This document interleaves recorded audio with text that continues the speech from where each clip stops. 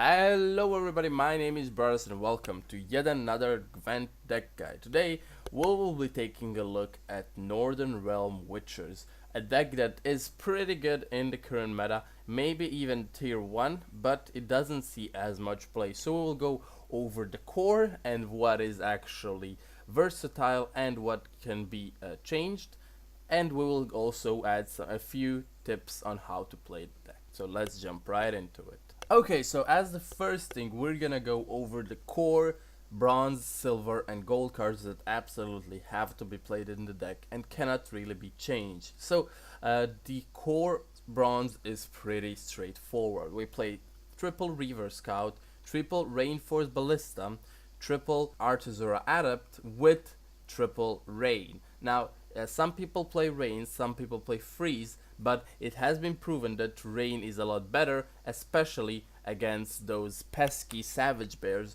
which can be killed by Rain in 3 turns, while using cards like Fog and Biting Frost can really be counterable quite easily. Therefore, the Rain actually is the most efficient and actually gets kills on your opponent's minions. And as the last bronze, we have Blue Stripe Scout, just staple weather removal. In the silver slots, we have Thaler and Reinforcement as must-haves.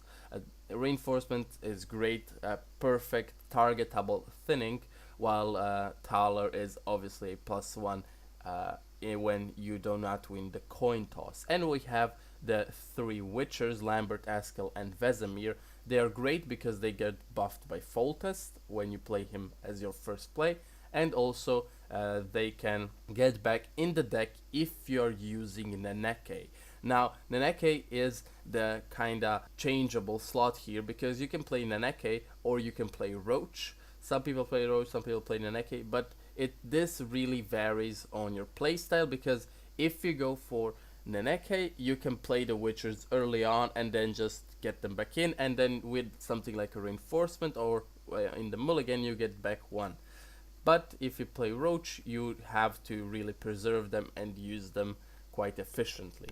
And in the gold slot, we have Philippa Eilhart, Kira Metz, and Dandelion as must-haves, so these are not changeable. Dandelion obviously buffs the Witchers. Kira Metz is very good with the Thunderbolt potion for 12, or even an Epidemic for potentially more, while Philippa Eilhart is really good if your opponent has 15 points of stats. You just target one for 5 and then it just bounces like a ping pong between them. In the changeable replaceable slot, we have Regis Higher Vampire as a choice. We can also play something like Vernon Roche. They are all quite good. Depending on your meta, this slot can be changed. This would be the core deck. Okay, so the way that this deck is played is actually quite interesting. At the beginning you play Foltest obviously, and then you start developing your hand. So the round 1, your whole point of the deck is thinning out. You want to play all the Artezura Adepts, you want to play all the Reaver Scouts that you have in your hand.